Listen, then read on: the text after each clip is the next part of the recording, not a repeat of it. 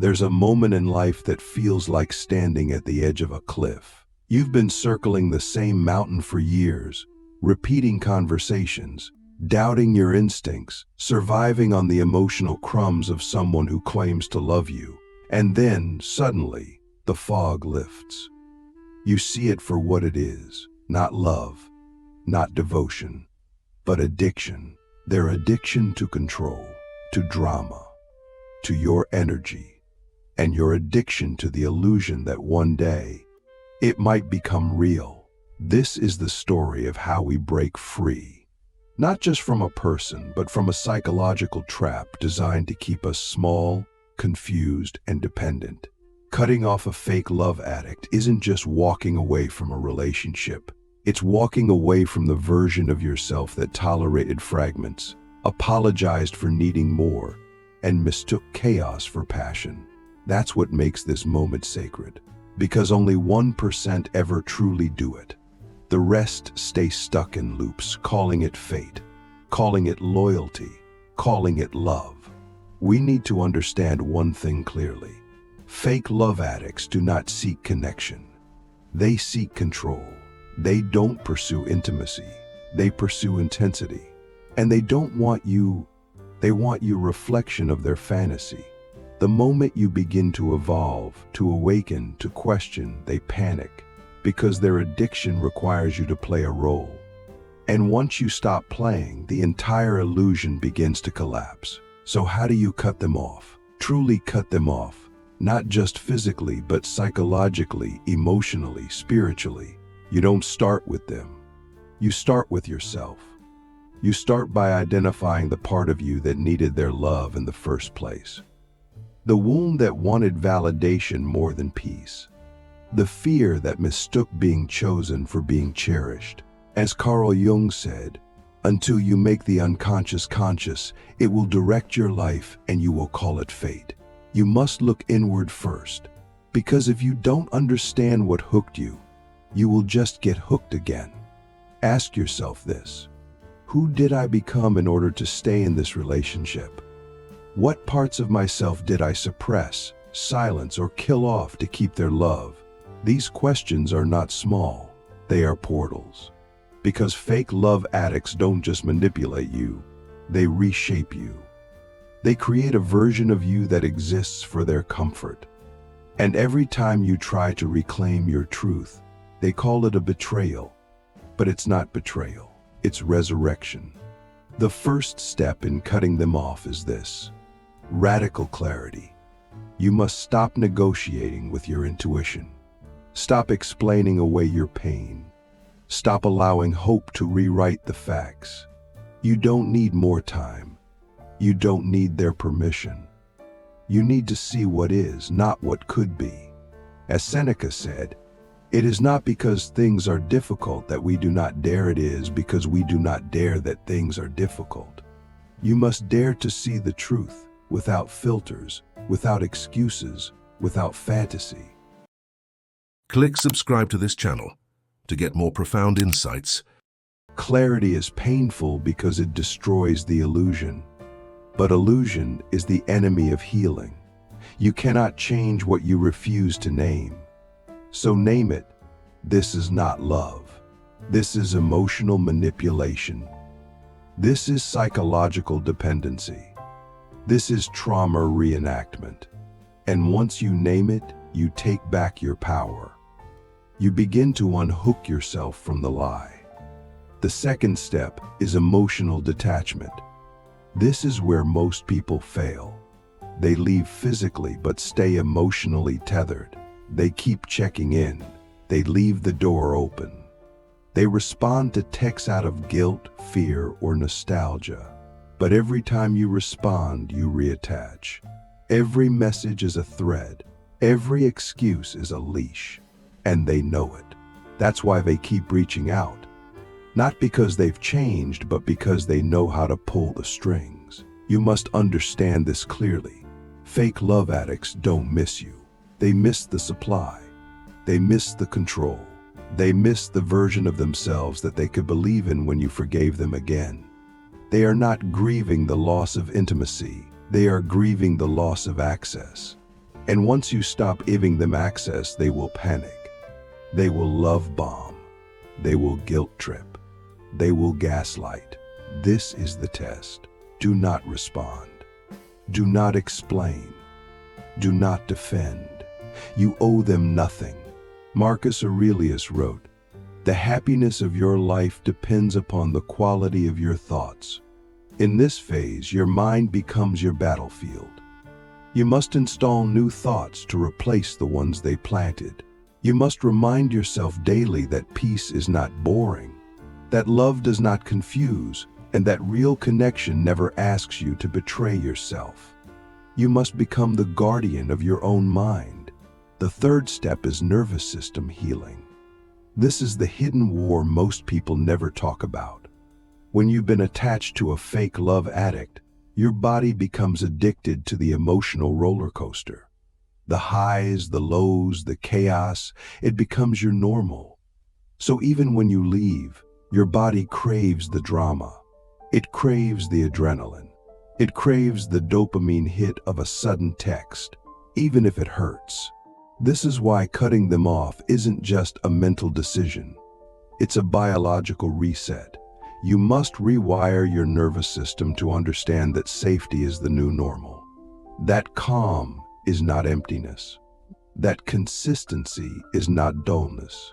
You do this through breath work, through stillness, through meditation. You do this by creating rituals of regulation. And you do this by refusing to chase intensity ever again. The fourth step is identity reconstruction. Who are you without them? Who are you without their story? Without the role you played in their life? This is the part that feels like death. Not because you're dying, but because the false self you created to survive is dying. And it should. Because that false self is what kept you in bondage. It's what made you settle. It's what made you believe that crumbs were a feast. Friedrich Nietzsche said, "One must still have chaos in oneself to be able to give birth to a dancing star." The chaos you feel now is the labor of a new self being born. Honor it. Do not rush it. Do not numb it. Sit with it. Ask, what do I want now that I'm no longer performing for approval? What do I value now that I'm no longer begging to be seen? Who am I when I'm not trying to be loved by someone who doesn't know how to love? This is the part where you begin to build. Not a new relationship, not a new persona, but a new foundation. You begin to reconnect with your body, with your truth, with your light. You begin to trust your own voice again.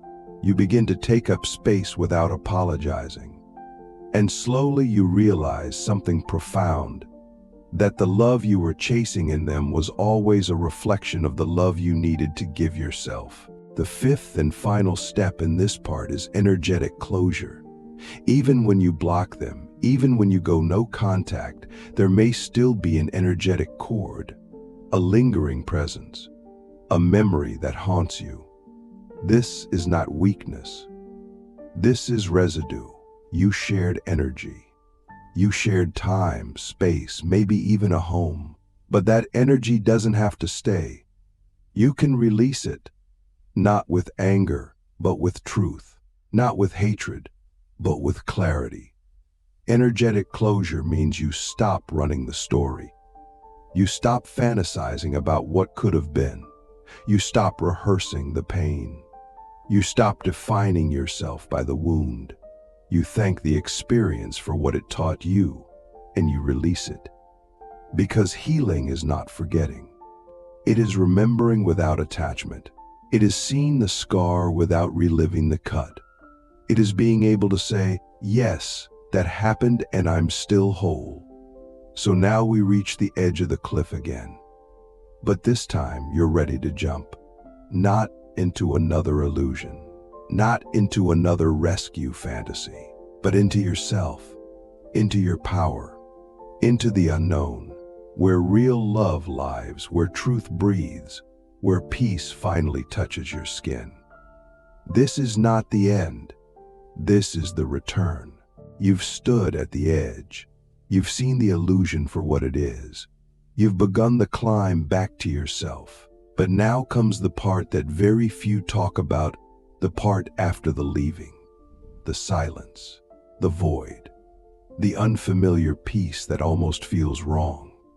This is where most people relapse, not because they want the person back, but because they don't yet know who they are without the chaos. Cutting off a fake love addict for good isn't just about separation. It's about rebirth. Here's the truth. After you leave, the world may not immediately reward you. You might feel lonelier than ever. Doubts will creep in. Memories will seduce you. And sometimes the pain of healing will feel heavier than the pain of staying. But this is where the 99% give up and the 1% become free. This is where you learn how to hold your own hand in the dark, where you become the source of the love you kept begging for. We must talk now about trauma bonds, because that's what fake love addicts really create, not love, but trauma bonds. A trauma bonds is a deep psychological and biochemical connection formed through cycles of abuse, intermittent reward, and emotional dependency. It's not love, it's survival. And to break it, you must stop feeding it. Every time you check their social media, you feed it. Every time you remember only the good times, you feed it. Every time you tell yourself maybe they'll change, you feed it. To starve the trauma bond, you need brutal honesty. Write down every lie they told, every time they made you feel small, every moment they used your love against you. Not to dwell in bitterness, but to anchor you in truth. Romanticizing the past is a form of self-abandonment, and you've done that enough. Viktor Frankl once said, "When we are no longer able to change a situation, we are challenged to change ourselves." This is where you change yourself, not by becoming someone new, but by remembering who you were before the wound. This next step is powerful. Create a new internal narrative. Your thoughts are not just passive reflections, they're scripts. They shape how you see yourself, others, and the world.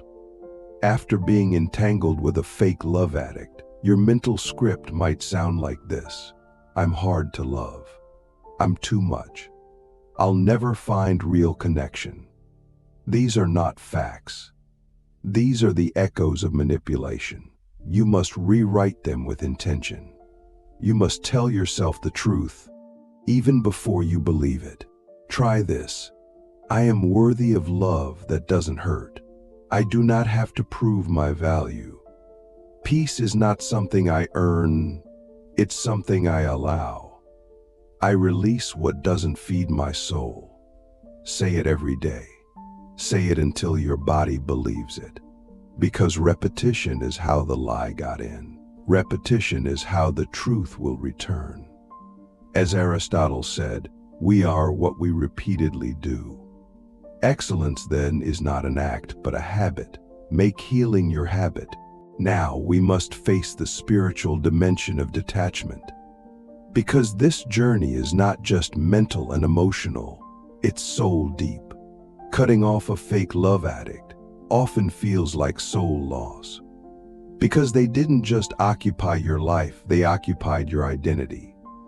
They became woven into your sense of self. And when you let them go, it can feel like part of you is dying. But that death is sacred. It's not the death of your soul. It's the death of the false attachments that kept your soul caged. This is the time to reclaim your energy, to call your power back. Sit in silence. Close your eyes. Visualize every place in your body where their energy still lingers. And with every breath, release it. Not in hatred, not even in anger, but in sovereignty. Say to yourself, I choose to be whole again. I choose to return to myself. I no longer carry what is not mine. This is not esoteric. This is spiritual hygiene. Just like we clean our bodies, we must cleanse our emotional field. Next, you must rebuild your boundaries from the inside out. Many people think boundaries are just about saying no, but real boundaries are energetic. They are the invisible lines that honor your worth. And here's the key: boundaries are not for keeping others out. They are for keeping yourself in. Keeping yourself in integrity, in alignment, in truth. If you set a boundary and then break it yourself, you send a message to your subconscious that your word is not sacred. So make a vow not to punish them, but to protect you, and keep it. No matter how lonely it gets, no matter how tempting it feels to reach out. Every time you honor your boundary, you reclaim a piece of yourself. And slowly, you realize that you don't need their validation to feel real. You don't need their attention to feel alive. You don't need their love to feel worthy. Because your own love is enough. Now comes the most powerful shift of all. Turn the pain into purpose. You didn't go through all of this to just survive. You went through it to awaken, to become someone who can spot manipulation in an instant. Someone who can teach others what real love looks like. Someone who no longer settles for crumbs because they now understand the feast. Your pain is not your prison, it is your path. And when you walk it consciously, you become free. Ask yourself, what has this experience taught me about love, about power, about truth, about myself? The fake love addict came into your life to reflect the parts of you that needed healing. They mirrored your wounds. But now, you get to choose what you mirror back to the world. Will it be fear, or will it be wisdom? Will it be shame, or will it be strength? As Rainer Maria Rilke wrote, the only journey is the one within. This journey doesn't end when you cut them off. It begins. Because now, for the first time, you're not chasing. You're not performing. You're not abandoning yourself for someone else's comfort. You are standing in your truth, raw, naked, and whole. And this is where the miracles begin. You begin to attract people who meet you where you are, not where you used to be. You begin to feel joy that isn't followed by guilt. You begin to trust your intuition again. You begin to feel peace that doesn't demand a price. You begin to live not as a reaction to pain, but as an expression of power. But don't be surprised if the fake love addict tries to return. They often do. Not because they've changed, but because they sense that you have. They feel the shift, the detachment, the glow, and they'll test it. They'll try to pull you back into the old dance. But now you know the steps. And now you can bow your head, smile, and walk away. Because you're not the same person anymore. You're not addicted to crumbs. You're not waiting for potential. You're not trying to fix what never wanted to be healed. You're not sacrificing your peace for a fleeting high. You are whole. You are awake. You are free. So I ask you now, with all the depth and stillness of your soul, what kind of love are you willing to wait for now that you've remembered your worth? This is the beginning, not of a new relationship, but of a new reality. One where you no longer chase love because you've become it. One where you no longer fear abandonment because you never abandon yourself. One where you no longer settle because you are finally full. Welcome home. The 1% is not a club. It's a choice. And you've made it. Now go live your truth and never apologize for it again.